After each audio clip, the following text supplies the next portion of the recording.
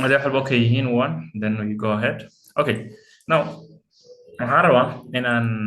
technicalka aan ku hormaro kadib aan wixii fundamental news ah oo saameyn ku leh maanta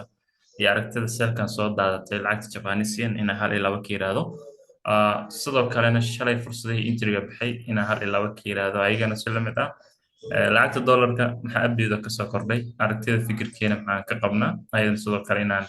hal iyo laba ka dhahno. Eh, Lacagaha hadda fursadaha noogu dhow oo aan ka qaadan karno intrin inaan ayagana sidoo kale aan dul istaago. Dollarka wuxuu sameeyey last time isku dambeysay one more inaan halkan new high ay tahay waan ka dhawaajinay. Then tani ay noqon karto high high kale uu suuqa sameeyey hayaloogan ugu dambeeyey oo hadda aan filan karno suuqa uu sameeyey kanay ahayd lacagta dollarka. Kadib waxaa la sameeyey hayaloogii ayaa dib loo soo jebiyey taasoo muujinayso in haddana one more time uu suuqeena noo sameeyey wax la yiraahdo new low taasoo aan ka filan karno in DXY-da korkan ay supply zone noo noqon karto anytime supply zone-ka lagu laabtana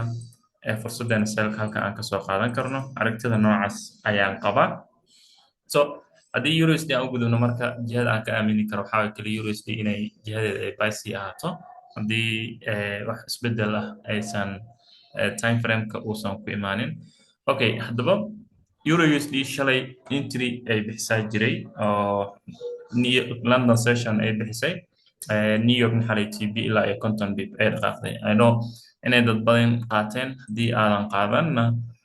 waan kasii gudbayaa oo wax hadda sharxaad ah uma sii galay shalay ugu yaraan fursad afar trade ah baxay oo ku saabsan qeybaha shuruudaha entry modelka. Marka haddii aad focus siinaysay aan habeen hore ka dhawa maalinkii live suuqeen dambeysay aan ka dhawaajiyay in higher logan uu new low haysto halkan ay noo tahay IC candle supply area aan ku kala tagnay haddaa xasuusataan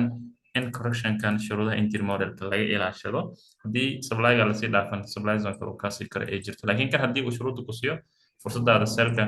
ilaa iyo kontonka bib inaad qaadatid sidaa ayaan ku kala tagnay. So tradekii shalay wuxuu sii sameeyey another low low kale oo halkan ku jirto taasaa break structure noo noqotay. Waxaa xigay another low low kale kana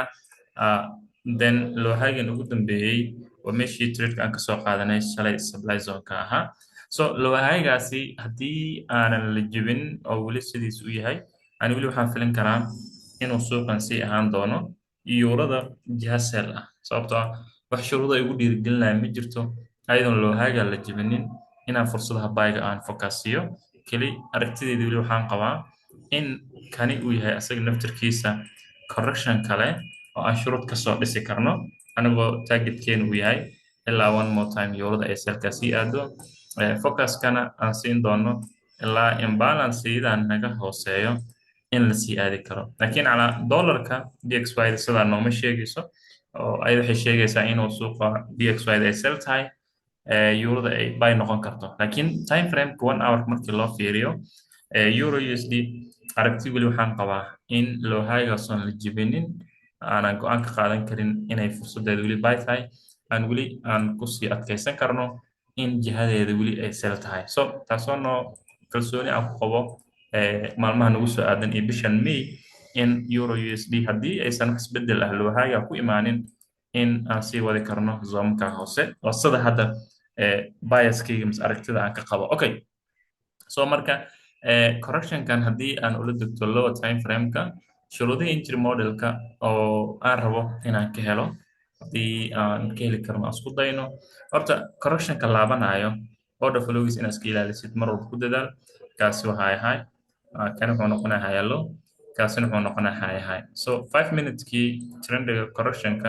weli lama joojin kaasoon la istaajinna inaad sell fursad qaadatid ha isku dayin sababtoo ah awood wuxuu leeyahay suuqa haddii aad barateen casharada entry modelka aan in badanna training ugu bixiyey awood wuxuu leeyahay suuqan inuu halkan ka react gareeyo uu sidaa buy ku sii aado asigoo leenka calaamadda black noo saaran ay noqon karto change of character oo suuqii sida uptrend jihadiisa ugu wareegi karto marka sida awgeed waa inaan u kaadinaa ilaa iyo suuq uu ka sameeyo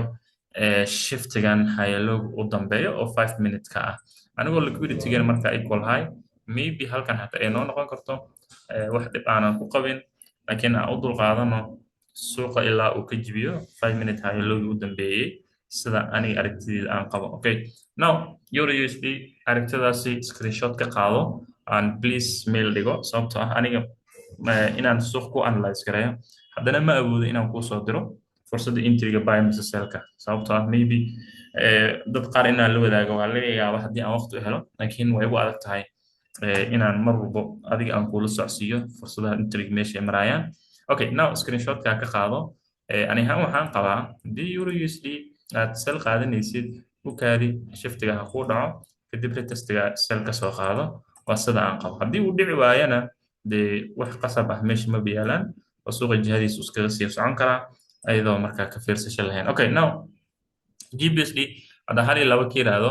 GU sidaan sheegay isbuucii bilowgiisana aan ka dhawaajiyey oo dad badan livekaas hadday joogeen ku dhawaad 100 qof I don't know inaad hadda joogtiin waan rajeynaya haddii aan naga maqnayn waxaan ka hadlay correctionkan soo socdo oo time framekan waxaa xasuusnaataa mar walba inuu yahay correctionkii aad intiri ku qaadan lahayd sidaan ka dhawaajiyey si la mid ahna GU jihadeeda guud ayada waa buy waxa halkan yaala dhan waa correction waxaani waa correction sababtan waa ku caddeyn karaa wax kale hayaloogaagii 1 hour-ka kaas halkaas u yaalaa then haygaageen halkaas hayaloogaageen halkaas u yaala haygaageen halkaas so sida awgeed laabashadan correctionka intuu ku daahay waxaa sabab u ah maadaama impulsivekan uu ku dhaqaaqay awood ku dhawaad ilaa 200 oo biib suuq wuxuu saameyn ku yeelan karaa marka inuu galo daahid correction ah taasoo sababi karta xataa inuu suuq muddo ranging iskaga jiro so sida awgeed adiga focuskaaga iyo aragtidaada guud mar walba waxaad ku salaysaa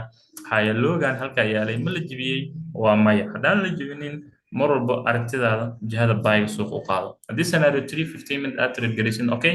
oo aad experiencegaada leedahay laakiin haddii aadan experiencegaada lahayn sida tiimka badna aan u sheego inay mar walba waqti siiyaan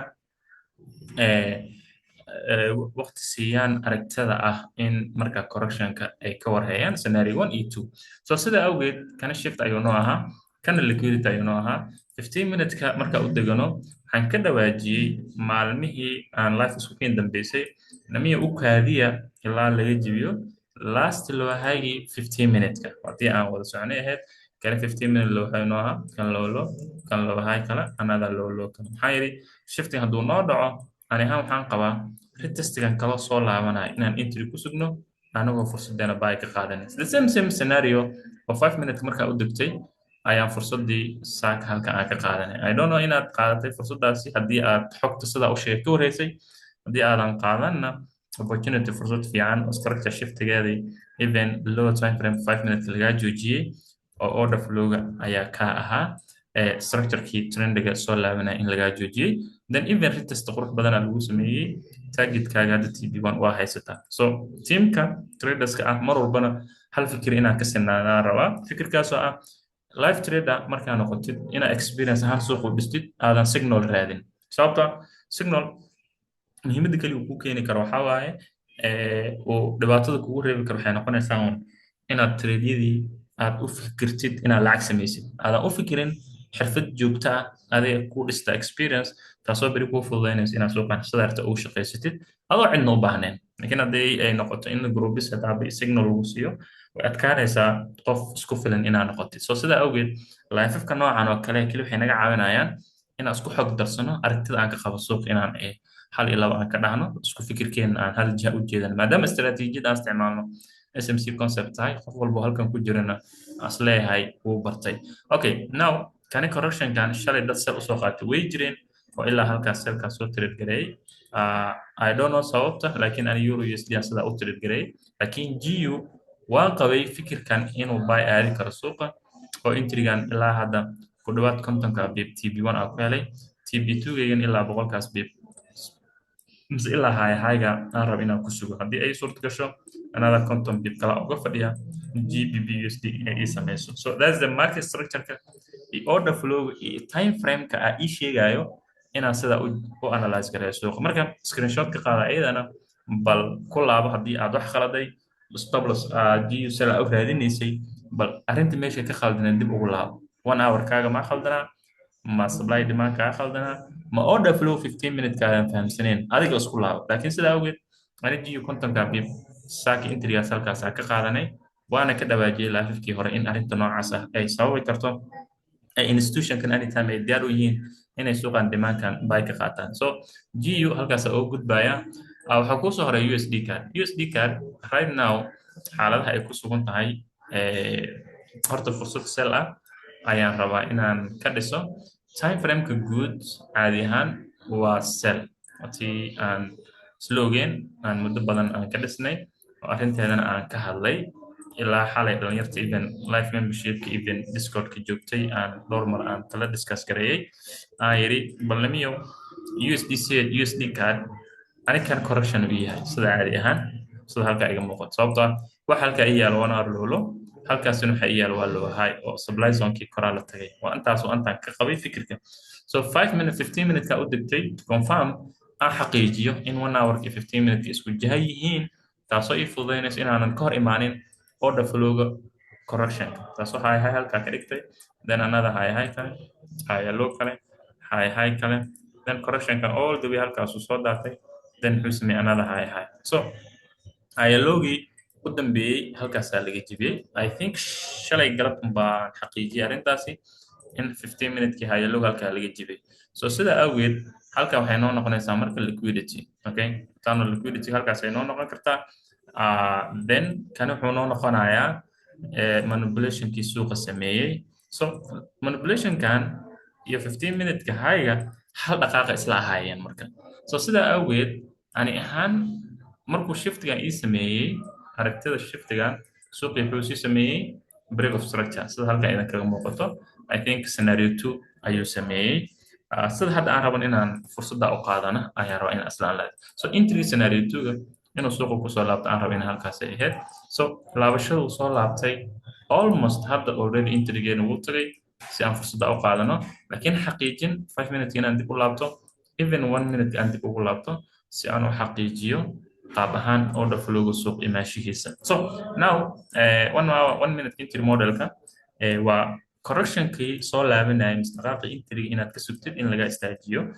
then ugu dambeyn high lowgiis waa la jibiyey right now USD card ani ahaan dad badan oo hadda discordka ugu jeeday way jirtay oo soo taagereeyay oo 1 minute shiftigan xataa scenario 2gan soo dhigay waa la socday dee qof walbo isku kalsoono intrigii sida u dhisan karo aniga wax kaliya aan dhihi karo maxay tahay wax kaliya aan dhihi karo waxaa waaye just keep that momentum okay momentumka noocaas oo kale iyo fikirka noocaas iyo joogteynta noocaas oo kale suuqaaga adiga natiijo uga fadhi natiijadaasoo adiga waqti aad siisay aadan qof kale kala tashanaynin so now 1 minute confirmation halkaasuu ka dhacay so 22 bib haddaad entry ka qaadatay stop losska 22daasuu noqonaya haddaad meesha had mara entry ka qaadatidna almost 30 bib uu noqonaya which means ani ahaan waxaan qabaa marka haddii aad dulqaad leedahay everything oo tradekan lagu qaadan karay way dhammaystiran yihiin wax hadda kaa celina trade-ka inaad banaanka uga taagnaatid ma jirto laakiin USD card waa inaad selkaa qaadataa haddii aad trader tahay haddii aad forward testing aad ku jirto deemana inaad ku tijaabisid aragtida noocaas oo kale so ani ahaan waxaan qabaa in always ay muhiim tahay inaan ka kormarno dhaqaaqii scenario 2ga korkiisa there's no way adiga stop loss-kaa gudaha aad soo gelin kartid sababta suuqa wuxuu u leeyahay awood inuu haddana one more time soo buush gareeyo ilaa halkaasi kadib haddana uu aado sell waa aragtida badna institutionka ay sameeyeen even 1 minute confirmation adoo haysto ayuu suuqa momentumkiisa marar qaar wuxuu awood u leeyahay in uu weli dib usoo rogaal celin karo mase uu kaaga saari karo stop loss so sidaa awgeed ani ahaan waxaan qabaa ilaa iyo stop loss-ka inaad kor ka martid 25taasi haddii halkaa lasoo dhaafo haddii isku faataxay oo waxba trade-ka sii haynayno oo ogolow inaad khasaari kartid suuq adi ma lihid ogolow inaad khasaari kartid dan kasii gudub oo another trade kale janis kale sii raadin istaraatiijiyada conceptigana waxaa la rabaa keliya inaad sidaa oo loogu talagalay aad u ilaaliso that's the simple adiga waajibkaaga mar walba waxaa waaye inaad shuruudaha sida yihiin aad u ilaalisid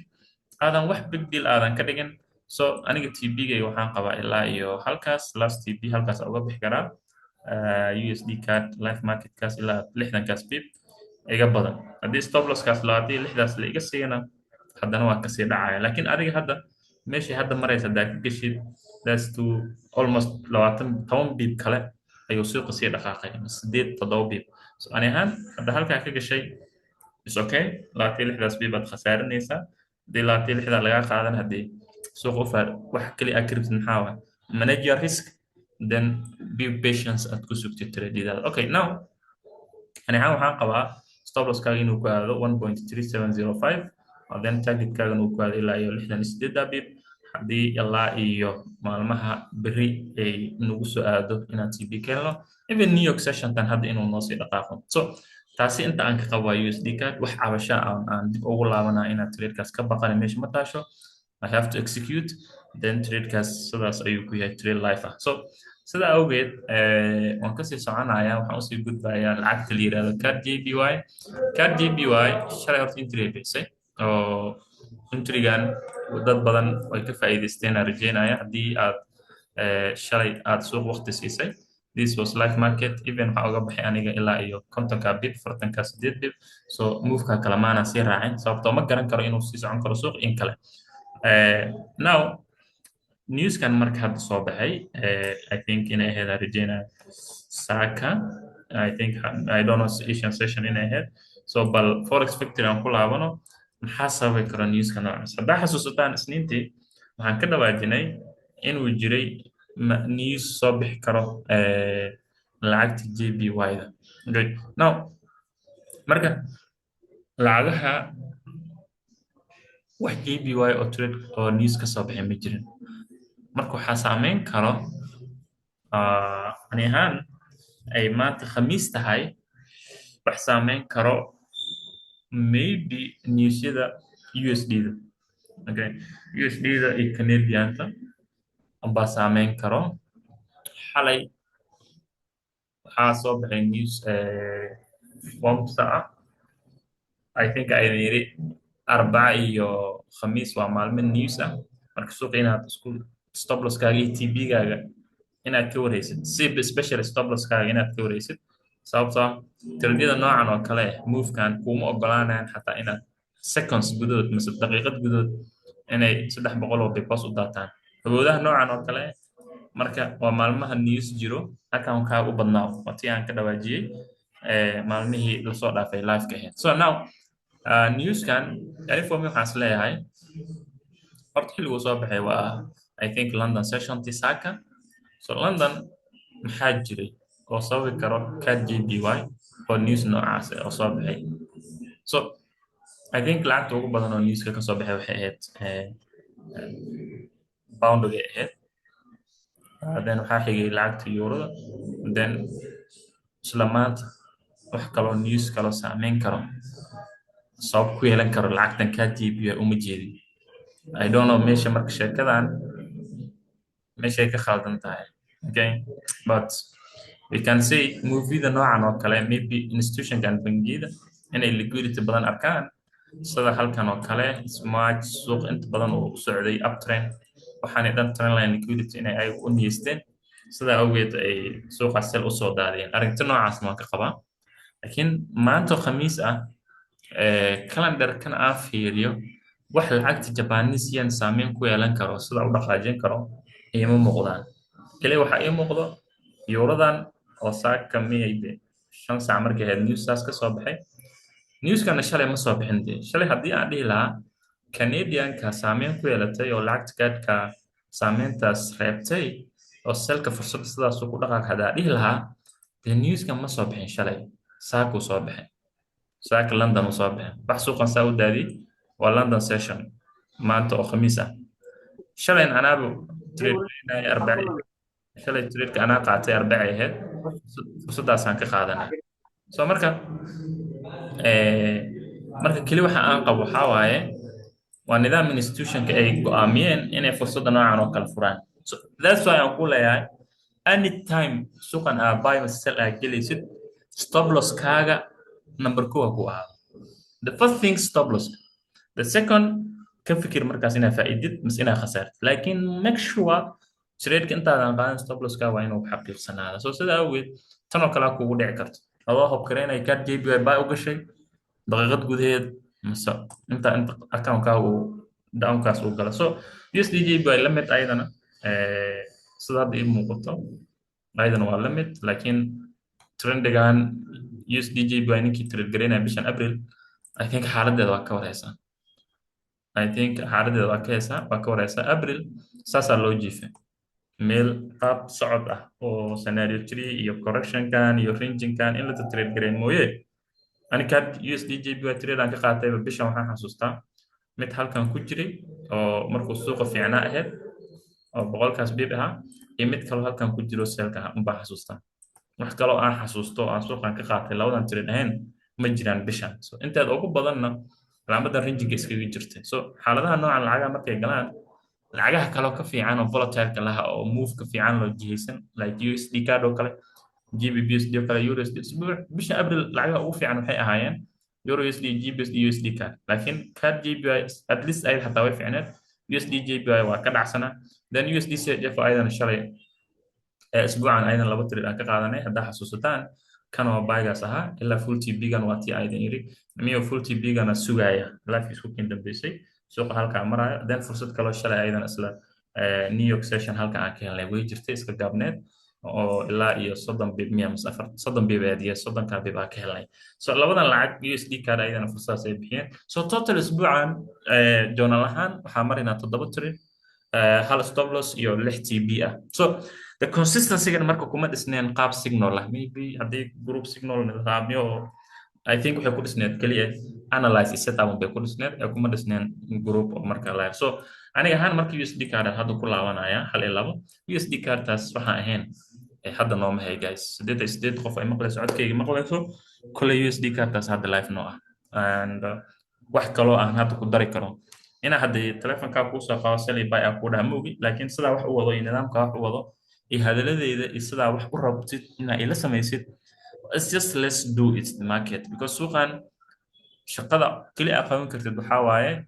waa inaad shuruudahaadii ilaalisaa then planka iyo qorshaha ku socotaa so USD card si live ah taasaa live noo waa fursadda nagu soo aaday anagoo live ku jirno haddii aysan nagu soo aadin xataa waxaan ku tilmaami lahaa wadooyinka iyo nidaamyada aad ku sugi lahayd lacagtaasi then si lamid ahna GBP USD aydana fursadaasaan TB1 na siisay so total isbuucan I think waxaan dhihi karaa isbuucyada ugu qurux badnaa la trade gareeyay aniga aan xasuusto team life trade haddaanahay dhalinyarta marka I know laba dhinac iskugu jiri karnaa dad istiraatiijiyadooyin kala isticmaalay dad SMC low and order isticmaal low and order SMC haddaa tahay we know the markets fursado uu bixi isbuucan dib ugu laabo back test garee maanta khamiis ah laga soo bilaasnin meeqa fursado bixiyay especially wax kale ha aadin lacagaha dollarka bis aad almost 7 ka soo helay si life ah uga soo helay daba taqaanid SMC entry model qaabka trade ku bixiso adiga marka hal talaan ku siinaya oo low and order SMC trade hadda tahay mas hadii aniga aan coaching ku soo siiyo aad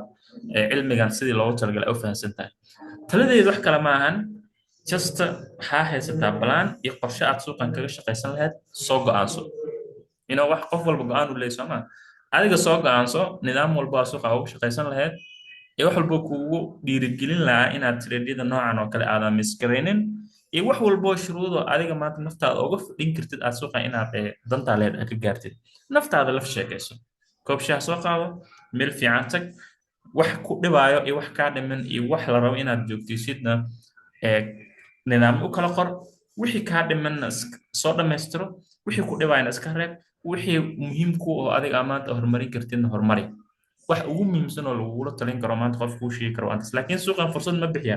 low and order SMC concept entry model aa bartay suuqana fursad waa ka waayay mase been isku sheegtay kaliya suuqu sidiisa hore waaye intii sano uu jiray wuu jiri doonaa adiga naftaada soo hagaaji waxyaabaha dib u dhigayna ka tanaasul wixii horumarin karana adiga soo horumari so ani ahaan marka halkaas ugu baxay live-ka amaanta ugu talagalay idankan kule haddii ay su'aal jirto bal su'aalihiina arko su'aal haddii jirto ku saabsan lacagaha mise inta aan analyze gareeyay qof si fikir ka duwan mise meesha su'aalka qabo bal hal iyo laba aan ka yiraahdo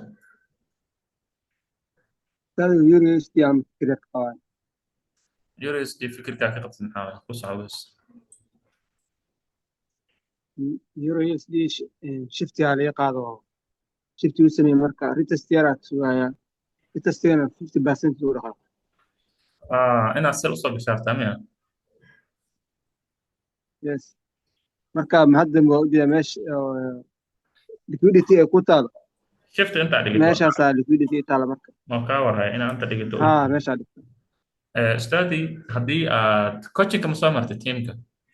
mase qof caadi haa koji waa ku jiraa koji. okay ustaadi haddaa ku jirtid cashir aan ka dhawaajiyaa jiro oo qodobka shanaad ku qoran warqadda haddaa haysatid waxaan ku yidhi correctionka hadduu trend yahay identify the types of correction aan ku yidhi hadduu correction trend yahay correctionka trendigiisa ha lagaa joojiyo correctionka trendigiisa hayaloogiisa ugu dambeeyey waa halkan ustaadow kan waa hay ugu dambeeyey so correctionkan waa hayaloo ku socdaada u jeedo inaad halkan sel ka sel garaysid wuxuu awood u leeyahay suuqa inuu hayaloogan xishmeeyo kadib uu buy aado so sidaa awgeed hayaloogan ha lagaa joojiyo then shift in retest yar raadso kadib sel soo qaado taasaan ku dhihi lahaa qodobka shanaadna akhri waa mahadsantahay. Kaasaa. aad u mahadsantaha so intiina kale dhalinyarta qof kale su-aal qabo haddii ay jirto so waxaan noo ballanay livekii berri kolley berri waa jamca journal aan samayn doonaa isbuucan wixii aan trade qaadanaa backtest ku samayn doonaa berri xilligan oo kalena waxaan ka rajaynayaa fursadii isbuucan si live ah anaa u backtest garayn doono meelaha noocaas oo kale backtest markii la samaynayo waxaad ka fahmi doontaa experiencega tradyada lagu dhiso bal berri xilligan oo kalena aan isku imaano journalkii maalinlaha oo dhalinyarta coaching samaynaysa inay reportkooda soo sameeyaan ku dadaala sidaas la mid ahna waxaan iskugu dhaafi doonaa khayr iyo nabadgelyo beri xilligan aan noo ballan asalaamu calaykum waraxmatullaahi tacaala wabarakaatu